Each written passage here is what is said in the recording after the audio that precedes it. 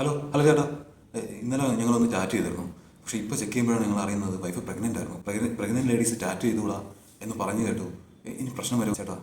Pregnant ladies tat ചെയ്യാൻ പാടില്ല അങ്ങനെ പറയുന്നതിൻ്റെ മെയിൻ കാരണം, ഒന്നാമത്തെ കാരണം, നമ്മുടെ പ്രഗ്നൻ്റ് ആയിരിക്കുന്ന അവസ്ഥയിൽ നമ്മുടെ ശാരീരിക അവസ്ഥകളൊക്കെ മാറ്റം വരും.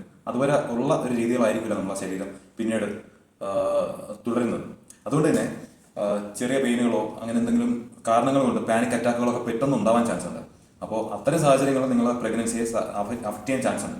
രണ്ടാമത്തെ റീസൺ, ചിലർക്ക് ബി പി ഡൗൺ ആയി അല്ലെങ്കിൽ ബി പിയിൽ ഡിഫറൻസ് ഉണ്ടായിട്ട് ബോധം കെട്ട് വീഴാനൊക്കെ ചാൻസ് ഉണ്ട്. അത് സ്വാഭാവികമായിട്ട് പലർക്കും ഉണ്ടാവാറുണ്ട്. പക്ഷേ അഥവാ അതൊരു പ്രഗ്നൻ്റ് ആയിട്ടുള്ള അവസ്ഥയിലാണ് ഉണ്ടാകുന്നുണ്ടെങ്കിൽ ഒരിക്കലും നിങ്ങൾക്ക് ടാറ്റ് ചെയ്യുന്ന ഒരു ആർട്ടിസ്റ്റിനെ അത് ഡീൽ ചെയ്യാൻ പറ്റില്ല. കാരണം സാധാരണ ഒരു വ്യക്തിയാണ് ബോധം കെട്ട് വീഴുന്നെങ്കിൽ അയാളുടെ എക്സ്പീരിയൻസ് കൊണ്ട് അത് ഈസി ആയിട്ട് ഡീൽ ചെയ്തെടുക്കാൻ പറ്റും. പക്ഷേ പ്രഗ്നന്റ് ലേഡി ആകുമ്പോഴത്തേക്ക് അയാളുടെ സാഹചര്യങ്ങളും അയാളുടെ സ്റ്റുഡിയോ കണ്ടീഷൻസും നിങ്ങളെ ഡീൽ ചെയ്യാൻ പറ്റുന്ന രീതിയിലായിരിക്കില്ല. മൂന്നാമത്തെ റീസൺ എന്ന് പറയുമ്പോൾ ഹൈജീനാണ്. നമ്മൾ എത്ര ഹൈജീൻ പ്രൊവൈഡ് ചെയ്യുന്നുണ്ട് എന്ന് പറഞ്ഞാലും ഒരു ഓപ്പറേഷൻ തിയേറ്ററിൽ പോലും 100% ഹൈജീൻ പ്രൊവൈഡ് ചെയ്യാൻ പറ്റില്ല. ആ സാഹചര്യങ്ങൾ എന്തെങ്കിലും ചെറിയൊരു കാരണങ്ങൾ കൊണ്ട് നിങ്ങൾക്ക് എന്തെങ്കിലും ആരോഗ്യ പ്രശ്നങ്ങൾ ഉണ്ടായാൽ, ചെറിയൊരു പനി ഉണ്ടായാൽ അത് ചിലപ്പോൾ നിങ്ങളെ പ്രഗ്നൻസി അഫക്റ്റ് ചെയ്യുന്ന രീതിയിലേക്ക് എത്തിയേക്കാം. വേറൊരു റീസൺ, ഈ ടാറ്റു ചെയ്യാൻ ഉപയോഗിക്കുന്ന ഇങ്കിലെ ചില കണ്ടന്റുകൾക്ക്, മെയിൻലി കളർ ഇങ്കുകളുടെ കണ്ടന്റുകളിൽ ചില ആൾക്കാർക്ക് അലർജി ഉണ്ടാവാൻ ചാൻസ് ഉണ്ട്.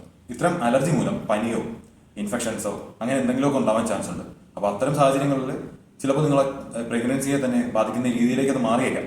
അതൊരു റിസ്കി ആയിട്ടുള്ള കണ്ടീഷനാണ്. ഇതൊക്കെയാണ് പ്രഗ്നന്റ് ലേഡീസ് എന്തുകൊണ്ടാണ് ടാറ്റു ചെയ്യാൻ പാടില്ല എന്ന് പറയുന്നതിന്റെ മെയിൻ റീസൺ. പക്ഷേ ഇപ്പോൾ നേരത്തെ പറഞ്ഞ സാഹചര്യങ്ങളിൽ നിങ്ങൾ അറിയാതെ ആയിരിക്കും പോയി ടാറ്റു ചെയ്യുന്നത്. പക്ഷെ പിന്നീട് ടെസ്റ്റ് ചെയ്ത് നോക്കുമ്പോഴായിരിക്കും നിങ്ങൾ പ്രഗ്നന്റ് ആയിരുന്നു, ആ സമയത്ത് പ്രഗ്നന്റ് ആയിരുന്നു എന്ന് മനസ്സിലാക്കുന്നത്. അത്തരം സാഹചര്യങ്ങൾ നിങ്ങൾ നല്ല ക്വാളിറ്റിയുള്ള ടാറ്റു സ്റ്റുഡിയോകളിലാണ് പോയി ചെയ്തിട്ടുള്ളതെങ്കിൽ വേറെ ടെൻഷൻ അടിക്കേണ്ട കാര്യമൊന്നുമില്ല.